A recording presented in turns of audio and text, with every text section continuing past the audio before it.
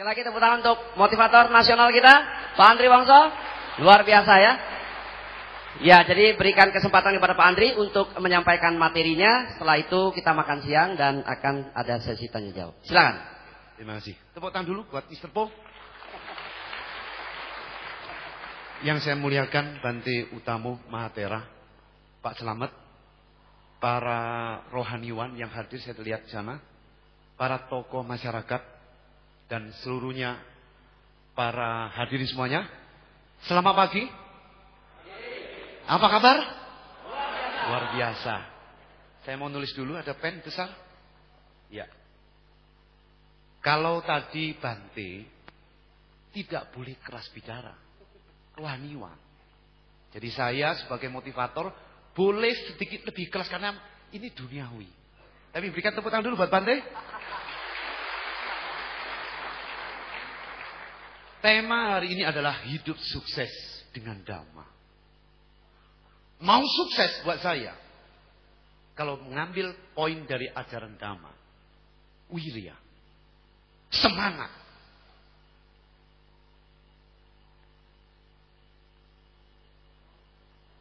Jingsen, semangat.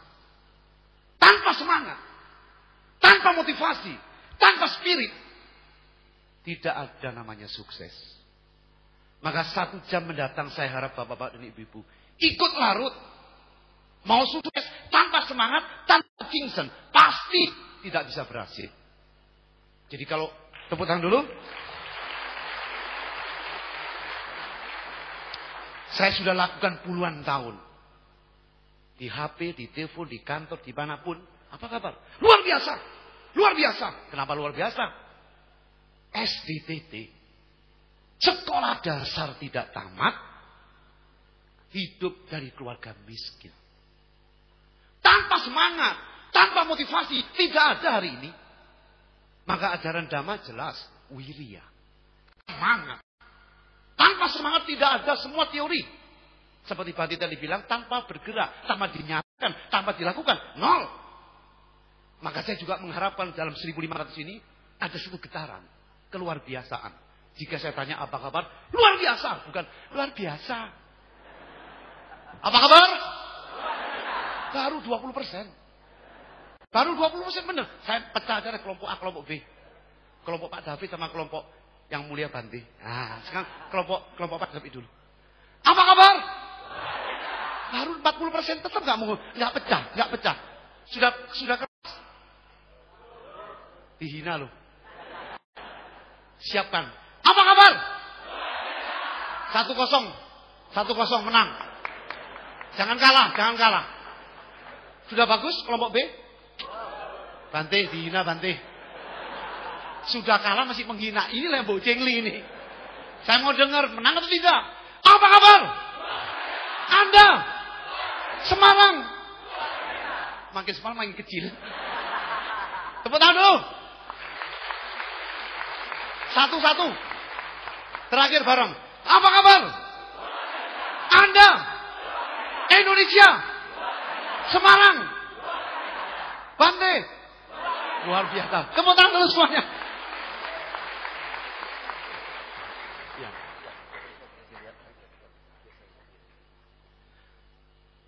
Hidup sukses. Definisi sukses bagi orang kan macam-macam. Lah apa? Apa definisi sukses? Buat saya definisi sukses. Definisi sukses adalah selalu berbeda dari sudut pandang satu orang dengan yang lain. Dan selalu berubah dari waktu ke waktu seiring dengan pertumbuhan kondisi, status, pengertian, mentalitas, kedewasaan, serta usia bagi setiap individu. Jadi buat saya, jika saya bisa membagikan semangat kepada seluruh anak bangsa, dan mental mereka bisa bangkit, sehingga Indonesia bisa bangkit, itu tujuan saya. Itulah sukses buat saya.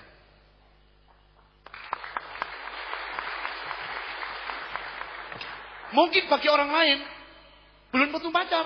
Asal ketemu pacar, sukses. Ya silakan. Yang kawin sudah lama gak punya anak, sampai punya anak, sukses. Itu sukses hidup. Yang miskin berjuang sampai kaya, sukses. Bisa. Maka berbeda. Selalu berbeda dari sudut pandang satu orang dengan yang lain. Dan di dalam diri sendiri selalu berubah dari waktu ke waktu. Dulu saya punya uang sukses.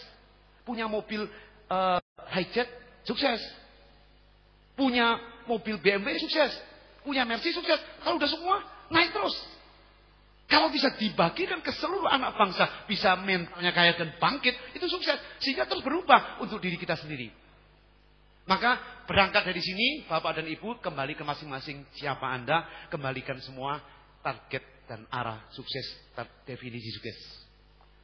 Kembali ke Dharma tadi. Bante tadi juga bilang, kebenaran, kasunyatan. Ajaran Dharma begitu luas, begitu kuno, tapi begitu baru. Lama sekali, tapi selalu baru. Saya mengambil dasar saja. Tidak mampu mengikuti Bante. Jadi yang dasar saja saya. Ada 4 poin yang bisa ambil dari ajaran Dhamma. 4 ajaran inilah. Pertama, tentang hukum sebab akibat. Paticca samuppada. 2, hukum pikiran. Citta niyama dhamma. 3, hukum perubahan. Hukum anicca. 4, hukum moralitas atau sila. Saya kira yang saya paparkan di sini ada semua di ajaran agama Islam, agama Kristen, Hindu, kepercayaan dan lain sebagainya. Jadi ini sifatnya ajaran Dhamma adalah universal, apa adanya. Itu yang ada di bumi ini. Percaya atau tidak, mengerti atau tidak, kita tetap kena dampak 4 poin ini. Paticca samuppada, citta niyama dhamma, hukum anicca dan sila. Dari 4 poin ini saya akan bahas 1 saja. Tapi yang lain nanti berkolaborasi, ada kaitan. Saya akan bicara tentang hukum perubahan. Hukum perubahan.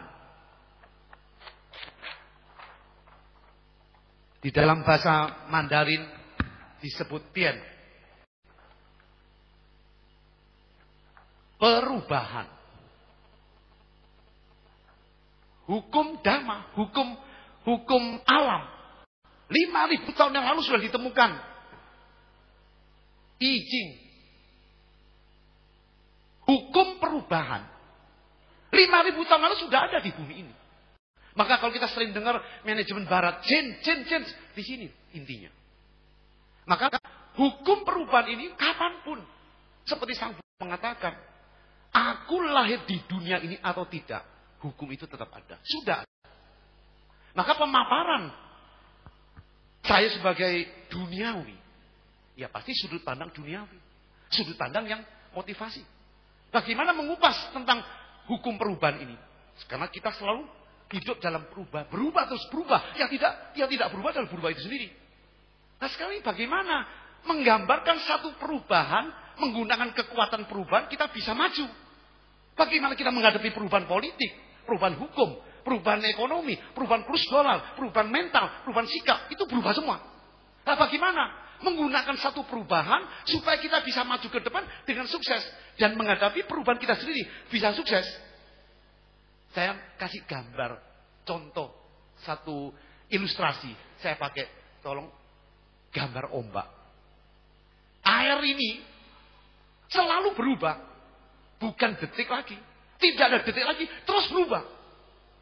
Tapi lucunya, perubahan yang begitu besar dan cepat, dan saking cepatnya saya nggak tahu lagi itu kapan berubahnya. Berubah terus.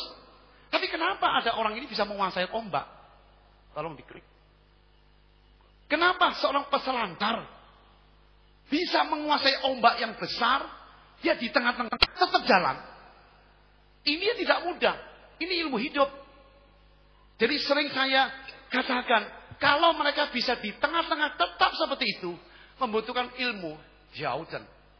Sedikit bahasa Mandarin dikit ya, bagi-bagi dikit. Jauhan, adjustment. Tetap di tengah, kontrol.